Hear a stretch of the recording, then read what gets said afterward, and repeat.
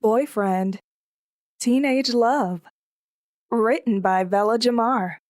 Narrated by Deja, Nance. Chapter 9.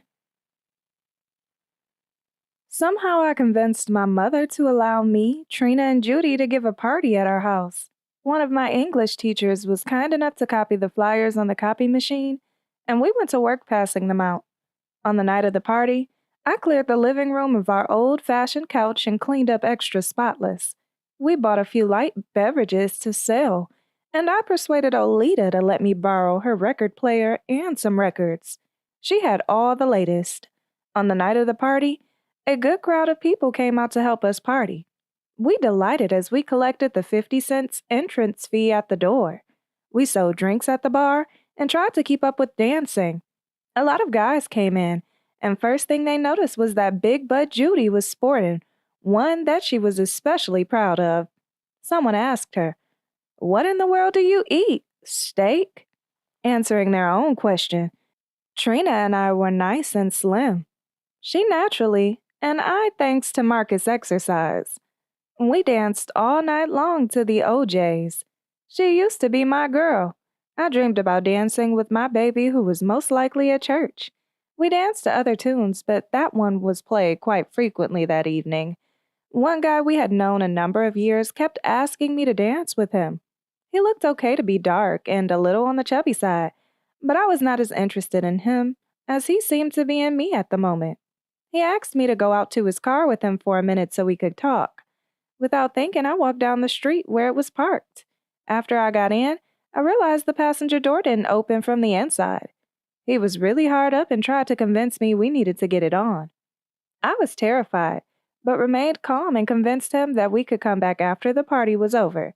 Somehow it worked, and we walked back. I don't know what in the hell I was thinking. He was very intimidating. When I got back inside the party, I stayed as far away from him as possible. After the party was over, while I was counting the money, he reached over and took his 50 cents back. I told him I would have to ask Trina and Judy if that was allowable, and he said he wasn't going to ask either of them for any such thing.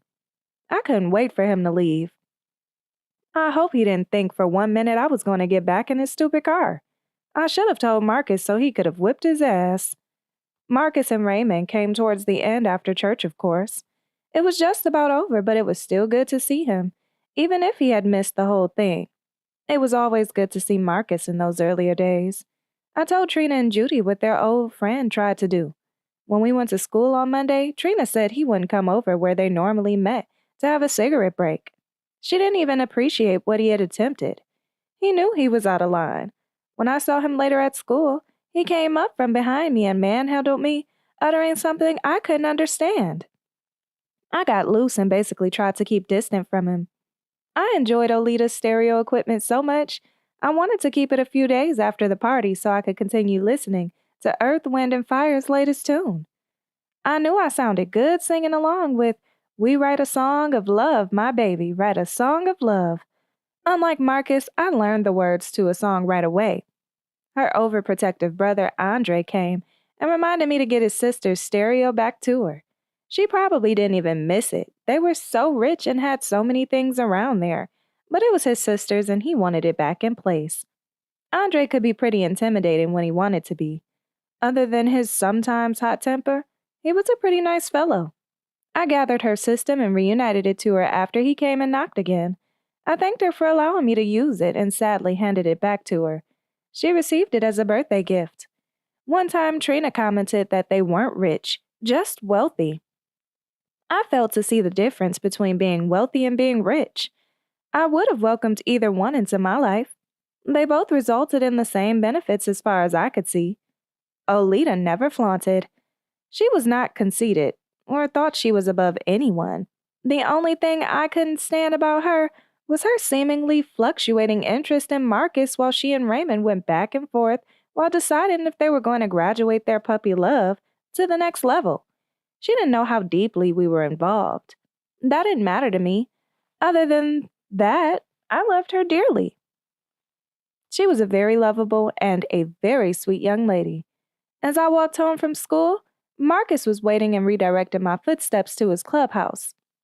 When he unlocked the combination, we entered and found his radio on the table. I sat down while he looked for some good music. When he found a song he liked, he began dancing, trying to sing as he moved his lips. He didn't know a single word. He tried learning the words and trying to sing and dance at the same time. It was quite a juggling act for him. He smiled, acting like he was on stage putting on a show. I was thrilled at being his sole audience. When he grew tired of shaking himself, he couldn't much dance. He found a slower song and grabbed my arms, pulling me up to slow dance. He kept stumbling over my feet as we tried to keep up with the beat. "Just follow my lead, baby," he whispered in my ear. "I know what I'm doing." "Yeah, you know what you're doing, all right, and that's exactly what got my virginity taken away." Listening to and following your ass, I thought to myself. He was still handsome, and his eyes were still very dreamy to look into. After a few songs, he was in the mood he wanted to be in. It was all still pointless to me. There had to be something that he wasn't telling me. I used to wonder why I wasn't enjoying it as he was. I was still pretty dumbfounded and was engaging only because he wanted to. After he finished, he stepped outside to smoke a cigarette. He had begun buying his own. Forget having to bum one from his friends who weren't always around when he wanted to smoke. He left the pack behind, and I took one out and tried smoking it as I'd seen him do. I almost choked. When he came back inside, he laughed and demonstrated how to inhale without choking. He blew some neat little circles that I often saw Judy blow out of her mouth on a number of occasions. I can't remember if it was illegal for teens to purchase cigarettes back then. If so, it was pointless. Judy and Trina used to buy theirs out of a machine at the wash house. I was not interested in learning how and never bothered them again. He was hungry and got up and walked me home, where we stayed on the porch as I held him real tight before we kissed, and he was off. A few days later, I was on my way to class after the brunch bell rung one morning when Raymond tapped me on the shoulder and said Marcus wanted me, pointing in the direction where he stood waiting. He had never come up to our school before. I crossed the street wondering what he wanted that couldn't wait until I got home. "Let's take a walk," he said without even saying hi. We walked further into the park near the bleachers. He still hadn't said much. After I sat down, he immediately asked about entries in my diary that he had pulled out of his coat sleeve, holding on to it in a way that I wouldn't be able to snatch it. I was stunned and asked where he got it. "Your brother gave it to Glenn, who gave it to me," he responded. I was heartbroken. He was holding my most precious thoughts, of which no one knew before then what I'd written except God and me. Before the stupid idiot gave it to Glenn, he wrote some derogatory pictures and comments, indicating that I liked being raped for the second time in my young life. Marcus showed that part to me and quickly put it back up his sleeve, waiting for an answer. I went into an immediate mental frenzy, as my heart and mind were in overload. There was some very personal information in there about me having been raped that I had never shared with anyone. He taunted me as he tried getting me to talk about something that I was not ready to talk to him about at the time. He was adamant about not giving it back. After pleading in vain, I walked back to school grounds alone and made it just in time for my fourth period class. It was not a good rest of the day for me at school, but I got through as best as I could under the circumstances. I was furious when I got home and went into the idiot's room and took some records, which was the only thing that seemed of value. I wanted to take something from him as he had taken from me. Though the records would never in a million years measure up to him reading and giving that very personal information away, I felt like I had been raped all over again. The rumors had been flying. My mother was there when we began arguing and stopped it from getting physical. She never once acknowledged that he had even taken my diary. All she said is how wrong I was for taking his stupid-ass records. Never mind him taking something so personal and giving it to the neighbor. She had no regards to my feelings as far as the diary or anything in it was concerned. She read some of it before I got it back from her the previous summer. The biggest thing she read were the liaisons between Marcus and I. She never got to the part of me discussing being raped again. I never told anyone, not even my closest friend. What was the point? I concluded nothing would happen since justice failed the first time it occurred. I stormed out of the house looking for Marcus. By that time, his nosy ass had finished reading the entire diary and gave it back. Still not understanding the depths of what he had read, I snatched it with great force as he was handing it to me, and took off not giving a damn about him or his stupid-ass clubhouse. I wasn't interested in spending any hot damn time with him as angrily as I took off. I went back home and turned on the heater and burned it page by page. I never had to worry about anyone else misunderstanding or misinterpreting anything in it again. From that point on, whenever I got angry and felt the need to write, I wrote in French to the best of my ability so no one would be able to understand in case they got their hands on my tablet. Most of it was babble toward whatever dilemma Marcus was sending me through at the time. He made me mad quite often. About a week later, I was sleeping so good when Marcus destroyed it with persistent pebble throwing. Bing, bang, bong. The rocks pounded my window. I lay in bed and tried to ignore him, hoping he would go away. He wouldn't stop throwing, and they got louder with each one he threw. I put on a jacket and went downstairs on the porch, still angry with him for not giving back my diary when I first asked for it. I stood my distance as I waited for his explanation in the freezing cold. He looked at me and said that he was really sorry. I rolled my eyes in the air, daring him to touch me. He apologized again, but I didn't believe he meant it. If he had, he would have given it back without reading a single word. I was not in the mood for him or anything he had to say and told him I was going back upstairs to finish sleeping. He said okay, apologized once again, and left. Sometimes when he threw rocks at my window, I would just lay in bed to see how long he would keep up his ritual. I tried to ignore him on more than a few occasions when I was mad at him, but he just wouldn't leave if he thought I was in there. Each rock pounded a little harder than the one before. We came to know each other's mind very early in the relationship, especially during our second year. If the pebbles kept banging, I'd get up, open my curtain, and wave to let him know I was woke. I guess he figured it took all of those pebbles to wake me.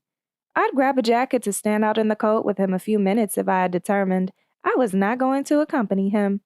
Sometimes that boy came over prepared, and presuming that we were automatically going to the clubhouse. I used to wonder how in the world he explained all of the missing blankets over the years. He always had at least one or two. If I was really mad, I made him and his hot damn blankets go back home, no matter how much he begged me to go to the clubhouse. I tried to be a normal teenager despite having been thrown a few rotten blows in life at such an early age. I remember what God promised, that being what you sow, that you shall also reap. When I got to know Marcus's grandmother years later, she would preach that particular quote so much, it was as if it were grooved on her brain. She sermonized it fiercer than a preacher at his highest peak during Sunday morning service. If someone did wrong, and especially when they did her wrong, she immediately put them in the Master's hand. That promise from our Heavenly Father helped me to stay sane, knowing that those who hurt me had it coming 10 times worse than what they had did to me. I was determined to go on. Marcus was dominating a good portion of my life, but I had other interests. I was taking French and enjoying it when I went to school. I was learning how to sew, and mind filled with everything Mr. Selak was teaching me. I used to envy the students who braved photography, walking with their cameras around their neck, ready to take a memorable picture when the opportunity presented itself. I used to be mesmerized while Trina told us how magical it was being in the dark room as pictures she had taken came to life right before her eyes. She took the course during her sophomore year. I desired to take the class, but it always conflicted with one of my required classes. I got a hold of my mother's old-fashioned camera, purchased some film, and took pictures all over the neighborhood. I looked for Marcus so I could capture his beautiful smile, but could never find him while I had film. All Olita wanted to do was take a picture with Raymond, who was also never around when I had film. I captured quite a few poses of Trina and her friends as they shuffled their hands on their hips and showed off their shapes and hairstyles. I was down to the last film one evening when Judy and I thought to go and capture Brenda and Olita in bed. Their big-mouthed brother alerted them before we got to their room, killing our surprise before we could get the picture. By the time we got to their room, they had sank deep underneath the cover. It would have been a good photo of them with rollers in their hair. It was early evening, but Brenda had a 7 o'clock class she attended in the morning. That girl was into those books. One afternoon, Judy and I were over her grandmother's house visiting. I'd got my film developed and everyone was begging for his or her picture. I charged 50 cents to help with the expense. Judy saw one of herself that she liked. She decided she was going to keep it, and also was not going to fork over the 50 cents I requested to help defray costs. I asked for my picture back, and she casually reached over and slapped me. Her cousin was there and said, "Ooh, hoo, hoo." I didn't know what her trip was. I did know she wasn't going to get away with it. I was stunned, and as soon as he moved so I could get a clear shot at her, we fought up, down, and all around her grandmother's house. I felt bad for fighting over there, but she was not going to slap me and go on business as usual. Her sweet grandmother kept telling us to stop fighting and that it was not something sweet girls do. God bless her sweet soul. It was a wonder we didn't break anything. When we finally ran out of energy, we were both panting and gasping for air. That girl was strong. We stopped and straightened ourselves up. It was her grandmother's house, and I felt totally out of place. They were aware of her unexplainable outbursts, but she was still theirs. I left and walked back home alone. Trina asked me what happened as soon as I hit the block. Word had already reached via telephone. Trina used to say that Judy had a split personality due to the result of a blood clot she acquired when she was a little girl. Blood clot or not, she wasn't going to slap me and get away with it. She didn't just slap, she slapped the shit out of me. You never stay mad at Judy, and as her mother called her, too long, and I had a long tolerance for being able to ignore someone. I continued going over their house to see everyone else in their family without speaking to her for a week or two. I had to go. At the time, I was borrowing their hot comb at least every other night. Trina and I straightened our nappy hair all of the time. On more than a few occasions, I spent an hour straightening Trina's crop. That stuff was pure wool. As soon as she washed her hair, it shrunk into something terrible. I don't know what had become of our own hot comb. Anyway, as usual, Judy started talking to me as if the fight had never even happened. I just began to accept her outbursts as they came and learned not to take them too seriously. That's how her siblings dealt with them. My once nice new clothes were starting to look tattered. I really needed some new ones and I needed pocket change. My mother came home one day with a brand new trench coat from Mervyn's department store and left the receipt in the bag after she hung up her garment. That was a pretty dangerous thing to do for the conniving person I'd become.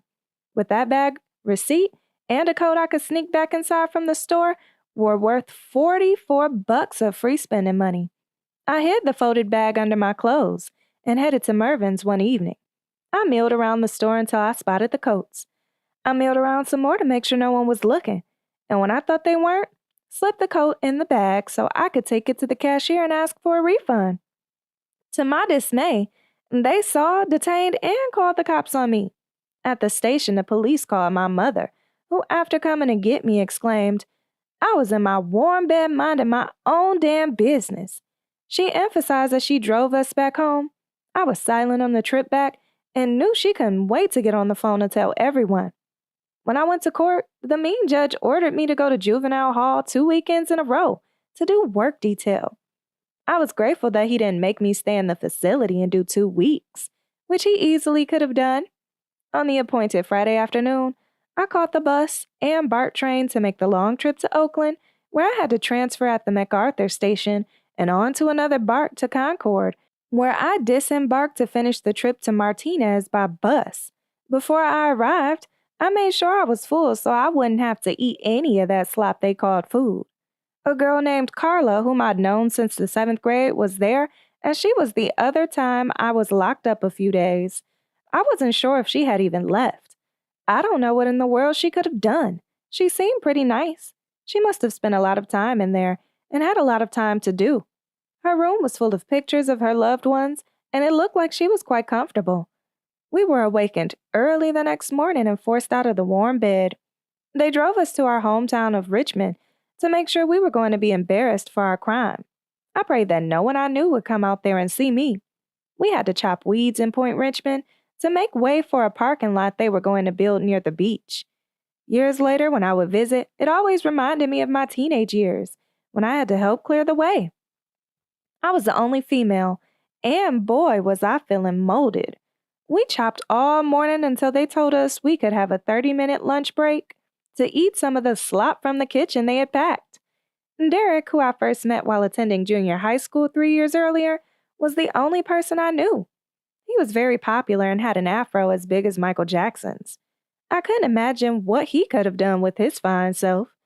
Every girl at Downer was crazy about him and would flip at the opportunity of him even speaking to them. Around lunchtime, his friend came out and laughed at the sight of me. "Man, they make girls do that too?" he inquired between laughter. I'd seen him hang around school, but never in any of the classes. He had a lowrider and thought he was bad. I was embarrassed but was glad not to be seen by anybody I really knew. On our way back to Martinez, we saw a swarm of bees flying, and everyone quickly closed the windows to the van. We looked in amazement at the pesky little creatures hitting the window trying to get in. We followed the same procedure on Sunday. I was so glad when they told me I could go home and felt sorry for all those girls I left behind. I caught the bus to the BART station and went back home and rested. I could not make it the following weekend. My allergies had kicked in and I could not move.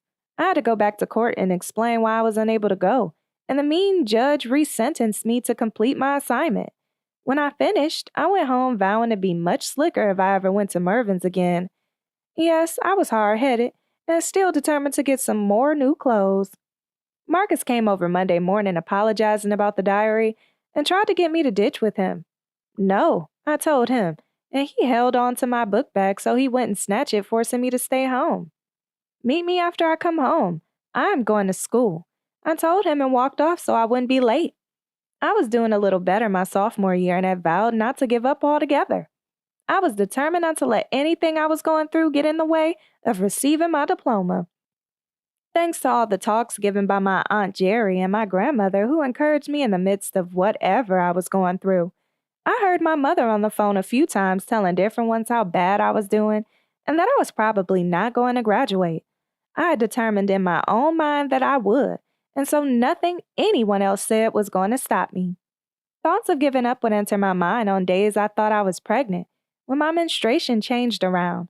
Other than that, it was my personal goal in life at that time. At school, I hung out with Diana as we had been doing all year. We struggled at lunch some days to figure out what we were going to eat if both of us didn't have money or enough to share for the other to have a good lunch. Now that was true friendship. I was eligible for free lunch tickets, but never let on that I was getting them. I would sneak down to pick them up alone and pretend to have borrowed them from someone when we did decide to eat in the lunchroom. I believe she got a weekly allowance, which she'd stretch to the max. Sometimes she got money from a girl who liked her brother. It was a pretty routine day. Nothing exciting happened. We walked home from school together most of the way until she turned on her street and I finished walking alone. As soon as I hit the block to complete my journey, Marcus was at the corner waiting. He greeted. "Hey, what's up?" standing between me and the last block I had to travel home. "Nothing," I told him as I thought about the few assignments I needed to complete. I didn't particularly want to go, but he stood there expecting me to. We walked to 13th Street and climbed over the fence. I waited as he unscrambled the combination lock. I used to wonder why he locked it. There wasn't anything of value inside. Maybe he didn't want anyone invading our space. We embraced. He told me he threw several rocks at my window the previous weekend and had even checked Trina's house. "Where were you?" his inquiring mind wanted to know. "I went out of town," I told him as he shined his sexy smile. He again apologized about the diary and tried in a much nicer way to get information about what happened as he attempted to use his limited psychology on me. I simply ignored him and changed the subject. We were relieved of an entire week of school during Easter vacation and found different things to do as the boring days went by.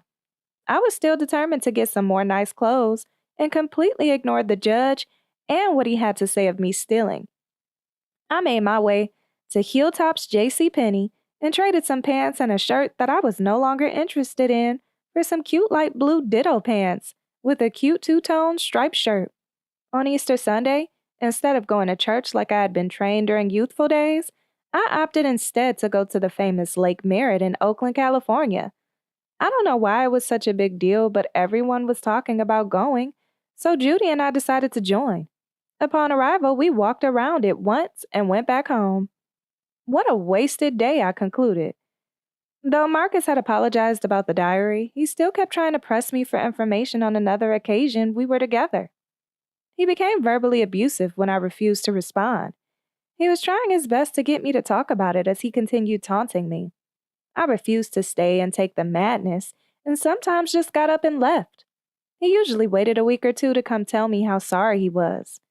In my bed, one evening in a deep sleep, he threw his trademark pebbles at my window, expecting me to come down. I let him throw several while I peeped out of a small crack in my curtain. He started off with a few in his pocket, figuring they would do the job, which they did. When I didn't answer, he scurried the ground looking for more and kept throwing. He was determined to wake me. After about the 10th one, I opened the curtain and waved to let him know I was woke, though I had been all along. I went downstairs and stood away from him on the porch. He looked at me with sincere eyes and said, "I'm sorry," expecting me to forgive him. It took a while for me to warm up, and when I did, he grabbed and pulled me towards him. When we finished kissing, I went in the house and grabbed a blanket. We wrapped up in it and kept on kissing. It was cold and we stepped inside and kissed some more, being extremely quiet not to wake anyone. After a while, I whispered that he better go so I could make school the next day. He agreed, feeling good that we made up, and left. I quietly closed the door, sprang upstairs, and went back to bed. I knew he loved me even if it was only sexual in the beginning. Why else would he keep coming back? Sometimes I loved him, and sometimes I wanted to tear out his guts. He felt betrayed at what he was hearing about the gang rape, but could not even begin to understand that it was an act of force and not choice. I was his girl is all he knew. It was not sitting right with him not knowing my side of what happened. I simply did not want to get into it with him, or anyone else for that matter. He was just going to have to understand. He came back a few nights later and motioned me to come down again. "It's cold out here," I said, shivering in the freezing weather. "Put your hands in my pocket." He stated as if that was going to do something. His pockets were full of pebbles. I smiled as I threw them out to warm my hands while leaning against him to keep the rest of me warm. He was hungry and told me to go get him a bite to eat. I crept into the kitchen without turning on the light and gathered leftovers into a napkin. I took them to him and watched him munch. When he finished, we resumed hugging and finished talking for a spell before kissing goodnight, leaving on good terms. I don't remember if I purchased or borrowed from the store one of those tam hats that I'd come to love so much, but somehow or another I got a hold of one. On my way to school one morning, Marcus snatched it off again. I guess he thought it was going to produce the same magic it had the first time he took it. I asked for it once, and when he said no, I kept on walking. When I arrived at school, I went to the bathroom and fixed my hair as neatly as possible to get through the day. I didn't mind playing hooky sometimes, but I refused to miss an entire year of school. It was storming when I arrived home, and Marcus was waiting anxiously as I walked up the stairs grinning and assuming I'd go with him wherever he desired. First thing I said was, "I'm not climbing over any fence in the rain."